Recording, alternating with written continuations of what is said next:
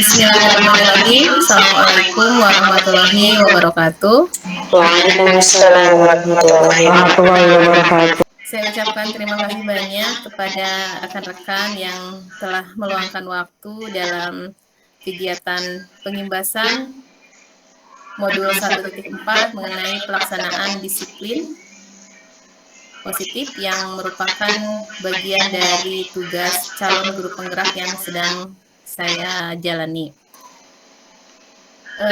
Tidak lupa juga saya ucapkan terima kasih banyak pada semuanya. Mudah-mudahan kita senantiasa diberikan kesehatan oleh Allah Subhanahu wa taala, diberikan kelancaran segala sesuatunya, dan mudah-mudahan pertemuan kali ini mendapatkan sesuatu yang bermanfaat bagi kita semua. Teman-teman yang saya hormati dan saya banggakan, pada program guru penggerak ini ada salah satu agenda yang memang harus saya lakukan dan mudah-mudahan juga bisa menjadi suatu ilmu dan pengalaman baru bagi rekan-rekan agar bisa menerapkan apa yang sudah saya coba terapkan sebagai bentuk dari implementasi kegiatan guru penggerak pada modul 1. Mudah-mudahan apa yang telah saya lakukan bisa menjadi contoh, walaupun saya yakin yang telah saya lakukan itu belum menjadi contoh yang baik, tapi mudah-mudahan dengan adanya kerjasama di antara kita, apa yang sudah saya rancang dan ada dalam pikiran saya sebagai bentuk budaya positif bisa dikembangkan untuk pelaksanaannya di sekolah kita tercinta di SDN 234 Saluyu.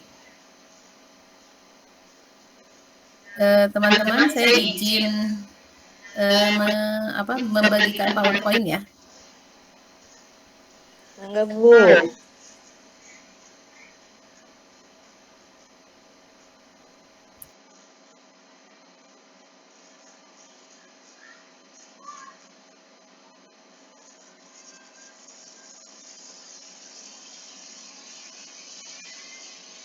Secara garis besar, seorang guru yang baik itu harus memiliki kemampuan dalam mewujudkan budaya positif di sekolahnya dan harus tertanam di dalam dirinya.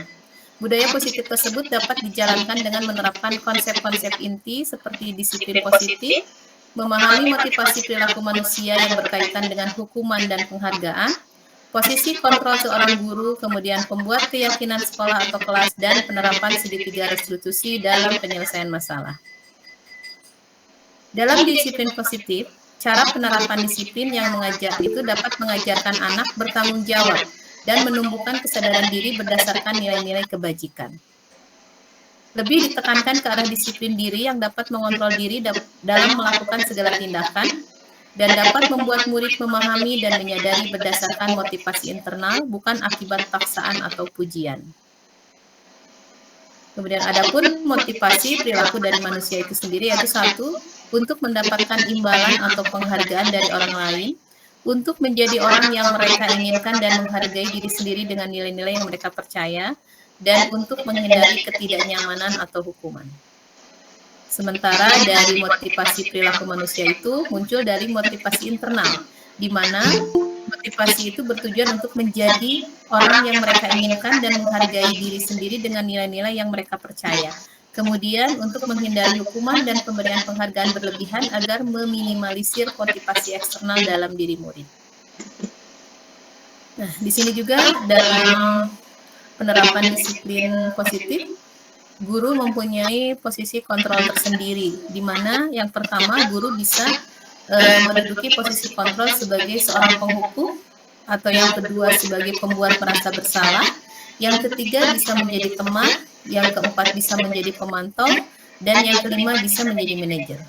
Sementara posisi kontrol yang terbaik seorang guru adalah kita boleh menjadi teman, pemantau, atau manajer. Nah, yang harus kita hindari adalah posisi kontrol sebagai guru penghukum dan pembuat merasa bersalah peserta didik kita. Nah, adapun posisi kontrol terbaik yaitu seorang guru sebagai manajer, di mana guru berbuat sesuatu bersama murid, mempersilahkan murid mempertanggungjawabkan perilakunya, dan mendukung murid agar dapat menemukan solusi atas permasalahan sendiri. Kemudian, posisi manajer juga mengacu pada restitusi yang dapat menjadikan murid sebagai manajer bagi dirinya sendiri sehingga tercipta identitas positif atau berhasil pada murid.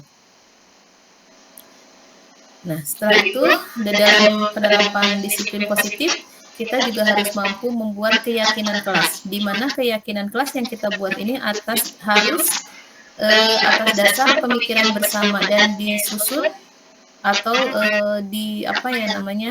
dilaksanakan, diambil keputusannya itu secara bersama-sama. Di sini guru berperan dalam mewujudkan terbentuknya keyakinan kelas dengan adanya kesepakatan antara guru dan murid.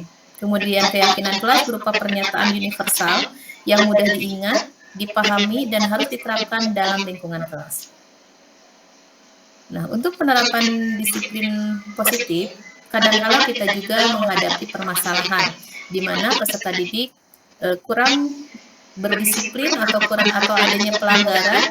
Nah, di sini ada hal yang harus kita laksanakan, yaitu merestitusi. Artinya di dalam merestitusi ini kita berperan menjadi teman terhadap penyelesaian masalah yang peserta didik kita hadapi. Guru yang berperan sebagai manajer menggunakan segitiga restitusi dalam penyelesaian masalah melalui 3 tahapan, yaitu yang pertama menstabilkan identitas, yang kedua validasi tindakan yang salah, dan yang ketiga menanyakan keyakinan. Untuk menstabilkan identitas di sini maksudnya peserta didik itu digiring melalui pertanyaan-pertanyaan pemantik yang kita buat, bahwa dia itu harus menyadari apa yang sebetulnya telah dia lakukan. Nah, kemudian validasi tindakan di sini guru juga sama menggiring melalui pertanyaan pemantik, di mana dalam validasi tindakan guru menanyakan kembali apa yang sudah dia lakukan, apakah itu termasuk tindakan yang benar atau tidak. Nah, di sini kita tetap dalam merestitusi peserta didik harus menggunakan hati dan keyakinan, dan juga menganggap bahwa peserta didik itu tidak bersalah, tetap berada dalam pemikiran positive thinking. Dan yang terakhir, kita menanyakan tentang keyakinan. Jadi mereka kan sudah membuat keyakinan. Nah, ketika mereka melanggar, kita menanyakan kembali apakah perilaku yang mereka lakukan itu sudah sesuai dengan keyakinan yang kita sepakati bersama. Nah, di sini nanti akan terjadi pola diskusi dan juga pola komunikasi yang tujuannya nanti menghasilkan murid yang mandiri dan bertanggung jawab terhadap apa yang telah dilakukannya. Jadi kalau segitiga restitusi itu lebih ke arah menyadarkan. Nah, seperti yang telah saya katakan tadi, bahwa budaya positif itu berlandaskan pada filosofi Ki Hajar Dewantara. Dengan menjelaskan budaya positif di sekolah, maka akan mempermudah dalam tercapainya tujuan pendidikan nasional sesuai dengan filosofi Ki Hajar Dewantara, yaitu pendidikan yang berpihak pada murid dan bersifat menuntun tumbuh atau hidupnya kekuatan kodrat yang ada pada murid. Kemudian budaya positif juga berlandaskan nilai dan peran guru penggerak. Budaya positif dapat terwujud jika seorang guru memiliki 5 nilai guru penggerak, di antaranya berpihak pada murid, mandiri, reflektif, kolaboratif, dan inovatif. Serta budaya positif juga dapat terwujud dengan mendorong kolaborasi antara semua warga sekolah dengan adanya keyakinan sekolah yang harus disepakati dan dijalankan bersama. Kemudian budaya positif juga sesuai dengan visi guru penggerak. Salah satu perubahan yang diinginkan sesuai dengan visi guru penggerak adalah terbentuknya budaya positif agar diperoleh sekolah yang nyaman, aman, dan berpihak pada murid. Untuk mewujudkan visi guru penggerak tersebut dengan pembuatan prakarsa perubahan sesuai filosofi Ki Hajar Dewantara dan profil pelajar Pancasila. Setelah saya mempelajari modul 1 dari mulai 1.1 sampai 1.4, adapun langkah nyata yang dilaksanakan oleh saya di dalam kelas. Yang pertama yaitu membangkitkan semangat sebelum belajar di kelas setelah melalui masa liburan.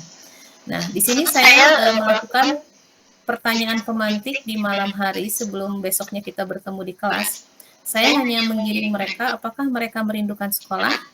Kalau merindukan sekolah, tolong berikan ekspresi terbaik pada saat itu juga untuk saya ketahui apakah mereka merindukan sekolah atau tidak. Dan ini adalah salah satu dokumen saya bahwa beberapa peserta didik memang mengirimkan dengan cepat, dan kemudian saya lihat inilah ekspresi-ekspresi mereka yang sudah merindukan sekolah. Nah, di sini saya harapkan dengan melalui kegiatan ini, mereka termotivasi untuk kembali belajar dan termotivasi untuk kembali keinginan ke sekolah, apalagi posisi sekolah kita pada waktu itu sudah melalui masa PJJ darurat juga. Jadi saya memang langkah pertama yang ingin saya lakukan adalah membangkitkan semangat sebelum belajar di kelas setelah melalui masa liburan.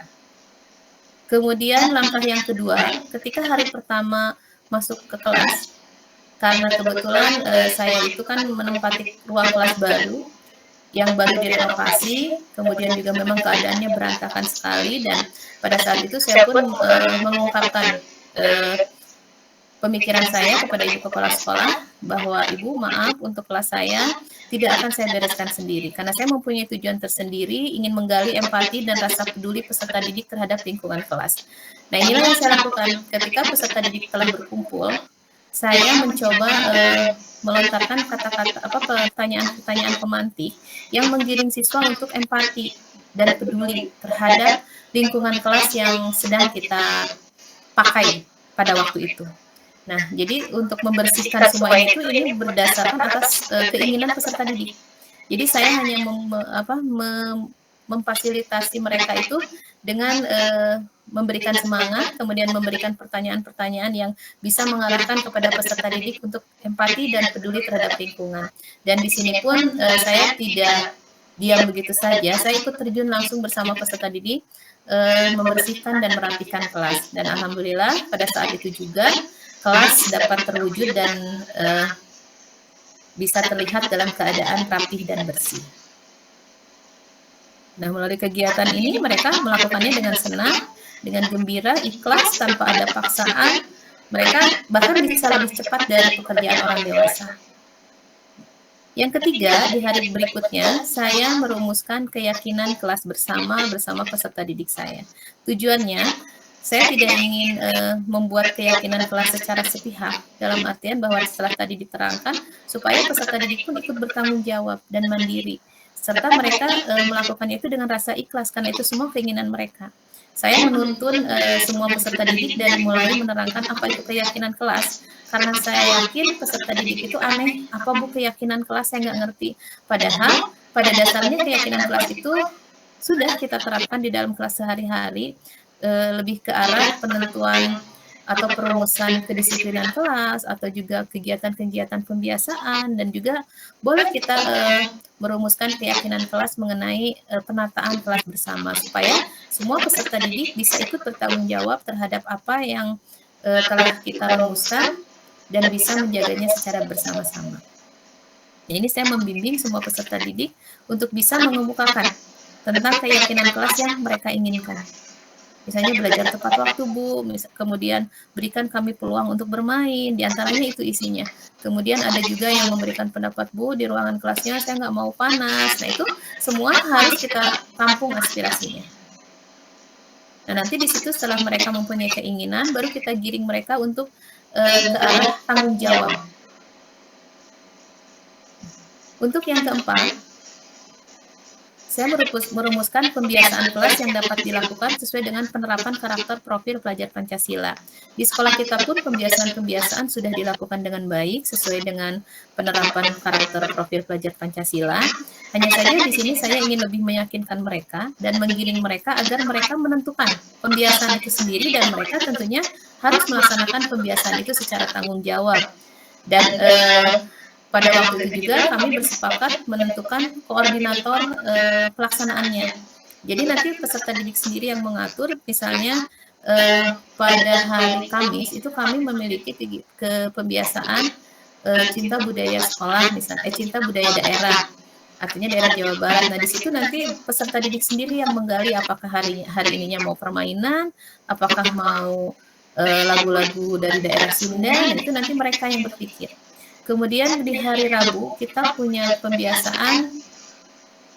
Di hari Rabu itu pembiasaannya kegiatan literasi. Nah, untuk hari Kamis cinta budaya Sunda. Nah, untuk di hari Selasa olah tubuh sehat. Nah, ini pun kegiatannya yang merumuskan itu anak-anak. Tapi saya arahkan, misalnya ibu punya permainan nih seperti ini, nanti mereka yang menyiapkan segala sesuatunya. Mereka bersama-sama ikut bertanggung jawab atas pembiasaan yang telah mereka rumuskan. Dan ini adalah pembiasaan harian dan juga pembiasaan waktu tertentu ya, yang ini juga disinkronkan dengan pembiasaan yang dilaksanakan di sekolah. Nah ini kalau untuk pembiasaan hariannya juga sama, disinkronkan dengan kegiatan pembelajaran, pembiasaan yang memang setiap harinya kita lakukan di sekolah. Tetapi melalui proses melalui proses perumusan bersama, mudah-mudahan mereka bisa lebih bertanggung jawab. Itu yang saya rasakan di kelas juga seperti itu. Mereka lebih bertanggung jawab untuk melaksanakan pembiasaan dan mereka lebih ingat apa yang mereka putuskan bersama. Nah setelah itu saya juga langkah selanjutnya mendesain keinginan penataan kelas secara bersama juga. Apa sih penataan kelas seperti apa yang mereka inginkan? Dan salah satunya mereka menginginkan ruang untuk bermain. Jadi saya begitu berpikir karena mereka ingin ruang bermain, kami bagi dua situasi sekolahnya, yang depan itu untuk fokus belajar dan yang belakangnya itu untuk bermain dan juga bisa dilaksanakan untuk ibadah sholat berjamaah. Nah, ini semua kita rumuskan berdasarkan keinginan peserta didik. Nah, kemudian langkah yang lain yang saya lakukan adalah melaksanakan restitusi. Jadi ketika peserta didik saya mengalami masalah, mau tidak mau saya harus melaksanakan restitusi bukan dalam bentuk hukuman ataupun bukan dalam bentuk dalam bentuk judge gitu, jadi menghukum peserta didik gitu tanpa menggali dulu apa masalahnya. Kemudian ada 3 langkah yang harus kita lakukan. Seperti yang tadi sudah saya jelaskan, kemudian juga sampai meyakinkan tentang keyakinan kelas juga, bahwa mereka kan sudah menentukan bersama keyakinan kelas, apakah yang mereka lakukan itu melanggar keyakinan kelas atau tidak, dan lebih menyadarkan mereka. Mungkin itu. Kemudian, saya tidak lupa juga tidak akan melupakan kodrat mereka, bahwa mereka itu masih berada dalam fase anak-anak yang memang suka bermain. Nah, di sini saya selalu berupaya melaksanakan pembelajaran yang dilaksanakan sambil bermain. Alhamdulillah saya sudah menciptakan beberapa permainan, nanti kita bisa sharing bersama ketika nanti di kelas ya, boleh bertanya. Nah, di antaranya ini, bermain sweet elang. Ini adalah permainan literasi sebetulnya. Jadi di sini saya bercerita panjang lebar tentang elang, ulat, dan pemburu. Nah, nanti pada akhirnya mereka harus bisa menentukan dengan cara sweet mana yang menang dan mana yang kalah melalui cerita yang telah saya berikan sama mereka. Nah, nanti ceritanya bisa dimodifikasi, bisa dibeda-bedakan, yang penting mereka mampu mencerna literasi kita dan kita tuangkan dalam bentuk permainan. Nah, di sini juga seru, ini juga bentuk kerjasama, kepemimpinan, karena nanti pemimpin di sini yang menentukan gerakan apa yang akan mereka lakukan. Kemudian salah satunya permainan yang kedua adalah permainan IGA. Ini adalah permainan instruksi gerak arah, di mana di sini saya ingin memberikan pendidikan kepemimpinan terhadap peserta didik dan juga keyakinan terhadap anggota pemimpin itu. Jadi di sini anggotanya itu ditutup matanya dan nanti yang mengarahkan geraknya itu ketuanya. Nah, di sini seru sekali mereka bermain, kadang-kadang mereka salah arah. Nah, di situ kita bisa memasukkan apa makna dari permainan itu. Kemudian ini adalah pelaksanaan pembiasaan yang telah disepakati bersama. Ini yang salah satunya yang menjadi unggulan bagi kegiatan saya penerapan aksi nyata di modul 1.4 adalah pembiasaan menabung sedotan pensil.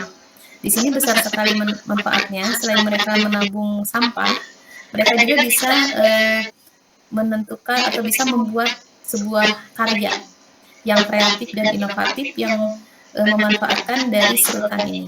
Nah, ini saya belum selesai 100%, jadi pada saat ini saya sedang mengumpulkan sampah sedotan pensil. Selain bermanfaat untuk sebuah karya, ini pun bisa memelihara kebersihan, karena kadang-kadang kalau kita melihat peserta didik kita menyerut pensil di mana saja, dan kadang-kadang serutan pensilnya itu menempel di lantai, itu bisa membuat lantai menjadi berwarna hitam. Nah, itu saya menghindari seperti itu.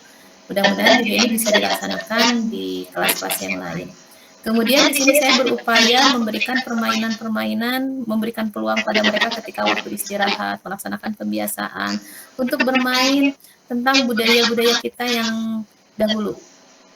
Jadi permainan-permainan yang saya berikan tidak dalam permainan bentuk gadget, tapi lebih ke permainan tradisional seperti lompat karet, kemudian ini ada juga permainan encrak batu, seperti itu saya perkenalkan lagi kembali kepada peserta didik saya supaya mereka lebih mencintai permainan-permainan tradisional yang memang mengasihkan sebetulnya. Dan di sini juga boleh kita memodifikasi pelaksanaan pembiasaan ini menjadi bentuk permainan agar mereka tidak merasa terpaksa dan tetap berada pada perasaan senang dan gembira.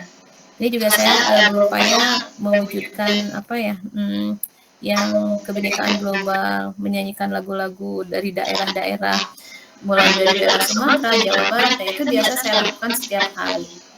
Nah, kemudian selain itu juga tetap piket kebersihan ini untuk menjaga kebersihan ini adalah harus dilaksanakan setiap hari di PEN. Itu kesepakatan waktunya, boleh waktu sebelum masuk atau setelah masuk, itu bagaimana kesepakatan tebu piket pada waktu itu. Nah, teman-teman yang saya cintai, baru itu yang bisa saya lakukan di dalam kelas, tapi mudah-mudahan saya senantiasa konsekuen untuk bisa melakukan apa yang telah saya dapat dan saya bisa memberikan pengalaman break pastry atau pengalaman terbaik yang saya lakukan untuk bisa diimbaskan kepada teman-teman sekalian. Mari kita senantiasa untuk tergerak, bergerak, dan menggerakkan.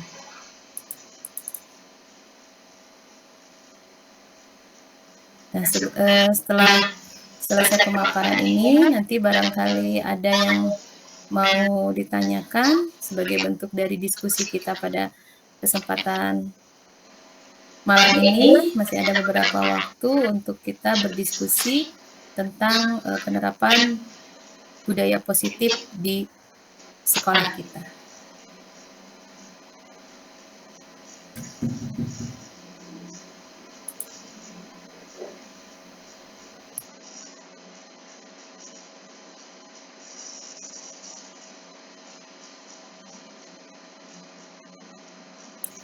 Ya. Begitu teman-teman yang saya cintai dan saya banggakan, mohon maaf apabila pemaparan saya kurang bisa dipahami. Marilah kita buka sesi tanya jawab ini, mudah-mudahan kalau saya bisa menjawab pada saat ini saya jawab. Kalau tidak, mari kita rumuskan bersama jalan keluarnya seperti apa. Oh, bagaimana? Barangkali ada masukan atau refleksi atau bagaimana? Dipersilakan. Ya, gini Bu, terkait budaya positif ya, kebetulan kan di kelas ada beberapa anak yang memang suka membawa perilaku-perilaku negatif ke dalam kelas yang itu jarang terkontrol gitu Bu, perilakunya. Nah, cara untuk kita mengantisipasi itu sebaiknya gimana gitu Bu? Baik Bu Hopi, untuk mengantisipasi budaya-budaya yang negatif ya, yang masuk ke dalam kelas, kadang kita susah mengontrolnya. Dan itulah fungsi dari keyakinan kelas yang kita bentuk bersama. Jadi setelah mereka misalnya melakukan budaya yang tidak baik, kita kembalikan lagi kepada keyakinan kelas yang sudah kita buat bersama. Mudah-mudahan dengan cara mengingatkan mereka kembali, mereka akan teringat dan juga akan kembali kepada budaya positif yang kita lakukan di kelas. Mungkin itu Bu Kopi. Jadi langkah awal memang kita harus membuat keyakinan kelas terlebih dahulu supaya terjalin suatu chemistry ya, jadi terjalin suatu hubungan dan suatu kesepakatan bersama. Kalau di kelas saya itu langsung mereka menandatanganinya, jadi mereka bangga gitu menandatangani di atas keyakinan kelas, walaupun tetap secara manusiawi kadang mereka tetap ada aja gitu yang melanggar keyakinan kelas itu sendiri. Dan mungkin ya tugas kita ya sebagai tenaga pendidik untuk lebih sabar dan lebih menjalankan restitusi kelasnya. Nah, itu jadi kalau ada siswa yang emang sih berat bagi kita sebetulnya, apalagi kita manusia biasa ya, ketika sudah menghadapi permasalahan peserta didik yang memang betul-betul luar biasa, ya kadang-kadang kita meredam emosi itu amat luar biasa sulit. Tapi mudah-mudahan dengan kembali lagi kepada keyakinan bahwa restitusi itu penting untuk semuanya, baik untuk peserta didik ataupun untuk kita sebagai pendidik, Mudah-mudahan kita dapat melaksanakannya. Terus semangat untuk bergerak, tergerak, dan menggerakkan ya, Bu Popi. Ya Bu, atur nuhun Bu. Alhamdulillah, terima kasih banyak untuk pertemuan kita di malam hari ini. Mudah-mudahan apa yang telah kita diskusikan dan apa yang telah kita alami pada malam ini menjadi pengalaman yang berharga untuk diimplementasikan di sekolah kita. Terima kasih banyak atas kehadirannya, namun mungkin sebelumnya nanti saya minta foto bersama ya teman-teman ya di dalam akhir acara ini. Mudah-mudahan teman-teman diberikan kesehatan selalu dan selalu bergerak untuk menggerakkan. Terima kasih banyak. Assalamualaikum warahmatullahi wabarakatuh.